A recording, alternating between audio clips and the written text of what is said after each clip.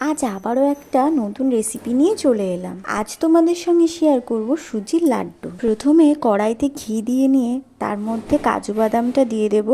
কাজু বাদামটা হালকা ভাজা হয়ে গেলে দিয়ে দেব কিশমিশ। আর কিশমিশটা কিন্তু আমি আগেই জলে একটু ভিজিয়ে রেখেছিলাম। দেখো আমার কিন্তু কাজু আর কিশমিশটা ভাজা হয়ে গেছে। এবার ওই ঘিয়ের মধ্যেই আমি সুজিটা দিয়ে দেব। এখানে আমি 3 কাপ সুজি নিয়েছি। এবার সুজিটা হালকা লালচে করে ভাজার পর তার মধ্যে দিয়ে দেব লবণ, এলাচ আর 1 কাপ গুঁড়ো দুধ। গ্যাসের ফ্লেমটা কিন্তু প্রথম থেকেই একদম লোতেই রাখতে হবে। তারপর দিয়ে দিলাম ভেজে রাখা কাজু আর কিশমিশ। এবার সবকিছুকে ভালোভাবে মিশিয়ে নামিয়ে নেব। এবার চিনি শিরাটা বানিয়ে নেব। 3 কাপ সুজির জন্য এখানে আমি 2 কাপ জল আর 2 কাপ চিনি দিয়ে দেব। আর দেব 2টো এলাচ। চিনি শিরাটা একটু আঠালো হয়ে গেলে বুঝতে হবে যে চিনি শিরাটা আমাদের রেডি। ভেজে রাখা সুজির মধ্যে চিনি শিরাটা অল্প অল্প দিতে হবে আর ভালোভাবে মেশাতে হবে। হাতে একটু ঘি নিয়ে এবার লাড্ডুর আকারে গড়ে নিয়ে আমাদের সুজির লাড্ডু কিন্তু রেডি। আজকের মতন টাটা, দেখা হবে পরের ভিডিওতে।